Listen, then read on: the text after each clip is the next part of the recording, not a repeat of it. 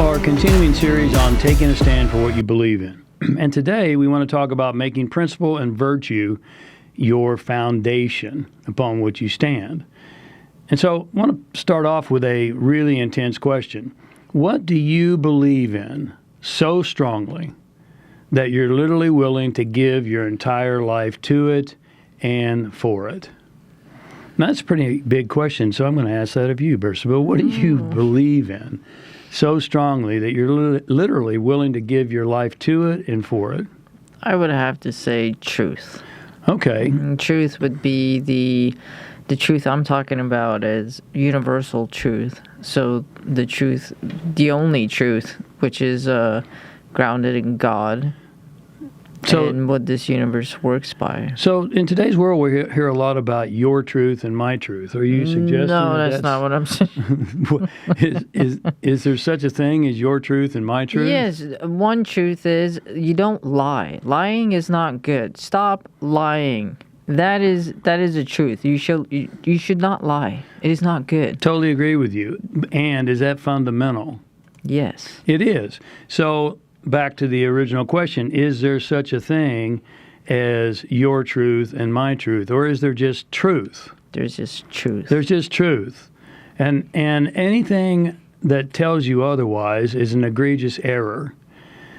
In my latest book, God, Money, and Sex, I discuss the problems, those three problems, that we experience when we lose our connection to fundamental principles. Those are what we call the three human dilemmas: God, money, and sex. When we lose our connection to fundamental principles, which is God, the only way to have truth, if you want to have truth, is to come from truth. And as Bersabel stated, God's truth is what? God's truth is only truth. Is the only truth. Irrespective, right, of what we've been conditioned to believe in today's secular world. So set aside, or at least consider setting aside any other thing. There's no your truth and my truth. There's one truth. It's fundamental principle. It's for God's truth. And when there is no fundamental truth and connectivity to God, the only way we have to determine what behavior is right or wrong around us or in our lives is by doing what? Is by looking at the people around us. Right. And so consequently, if we look, people around us are lying. Yes, expand on that. Well, so we see look, that a lot in today's world. Yeah, you see that a lot happening in today's world where people will just lie. And, one of the best examples I've heard is from Tucker Carlson. Well, when you got your kids that come down and someone ate a cookie, and you ask them if you ate the cookie, and they're like, no, maybe I ate one, but I didn't eat all of them. It's kind of a little lie. But in today's world, you come down and you're like, hey, did you eat the cookie? They're like, no, you ate the cookie. That sounds like what? That sounds like what's going on in our government a lot today. Yeah, to a point where you start believing, well maybe I did. Did I forget? Yeah, did I forget I ate the cookie? I mean, it's a brilliant example. Obviously, for anyone paying attention, this is causing problems in today's world. Of course. People are being thrown in prison when they shouldn't be. I mean, for what? For standing up things that are right, and they're grounded in truth, and they're being prosecuted, and they're losing their liberty over it. They're standing on their principles and their virtues and on truth. And so truth is truth. Again, just to reiterate, because we hear this around us, there's no such thing as your truth and my truth. Sure. That's a horrific error. There is truth. And when you study history, truth has been truth across all belief systems and all cultures. And the virtues that we live by have been taught by the Buddha, they've been taught by Socrates, they've been taught by Aristotle, Plato, as well as many and all fundamental moralists. Key word, moralists. If something has been around that long, there's got to be some truth to it. There has to be some truth to it, right? No pun intended. You can probably be assured that there's credence and credibility to it. You should probably pay attention to it. For instance, all the philosophers we mentioned earlier, all of them, as well as others, have taught what's now been called the 4 cardinal virtues.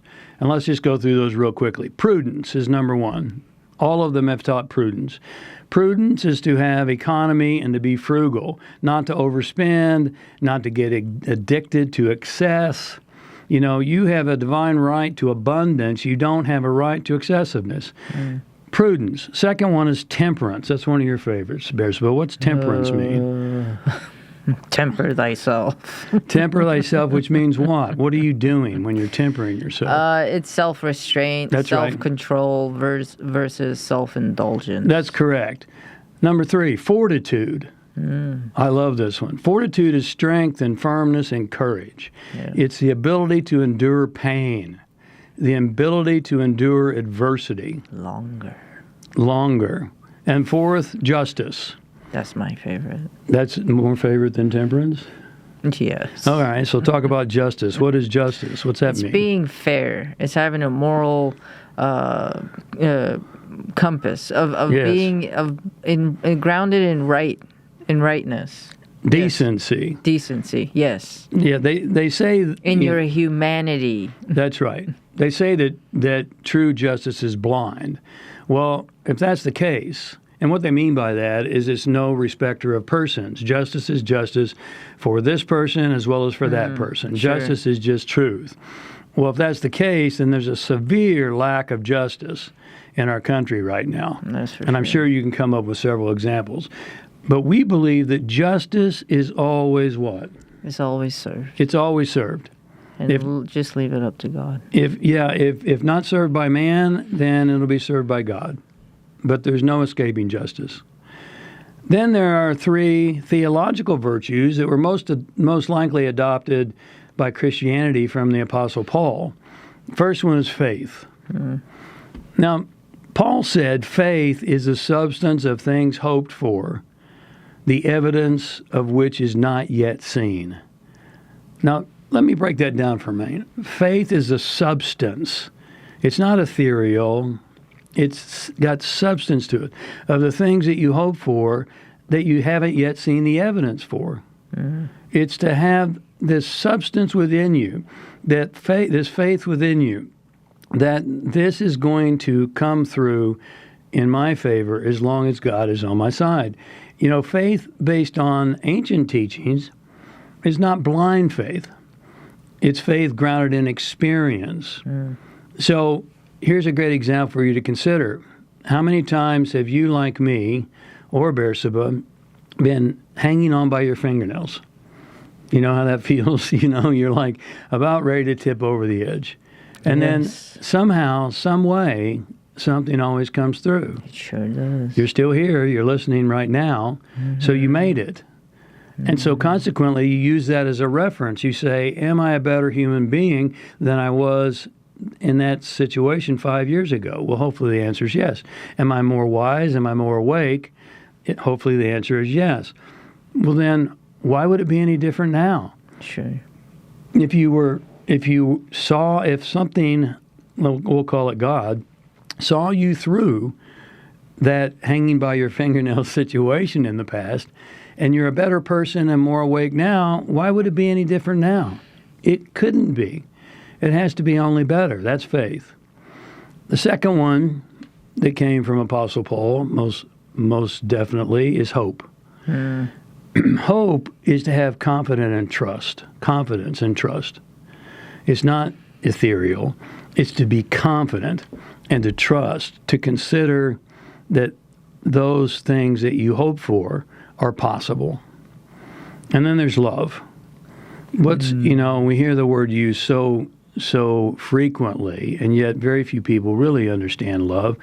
What's the ultimate love, Beersheba?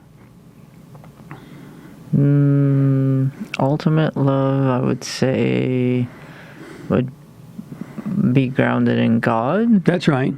You said that like a question I mark. did. Yeah. I mean, is that what it is for you? Ultimate love?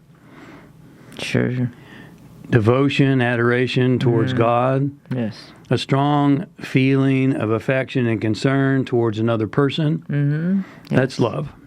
So faith, hope, and love. Regardless of... Regardless. Yeah. Regardless.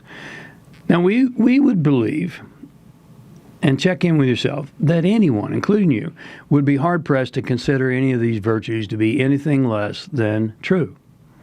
True. And incredibly valuable. True. How could you argue with them? These are truth. You really can't.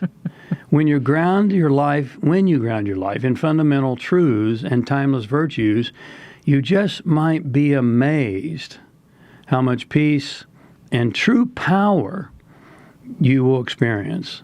That's true. And then you can stand for what you believe in, irrespective of what the outside world looks like, irrespective of the perceived consequences. Because here's the bottom line, and I'll close with this. If you're not willing to take a stand for what you believe in, then you'll fall for anything. Facts. You really will. Truth. Take a stand. Take a stand. Take a stand. Thank you for giving us a few moments of your day. God bless. We'll see you in our next episode.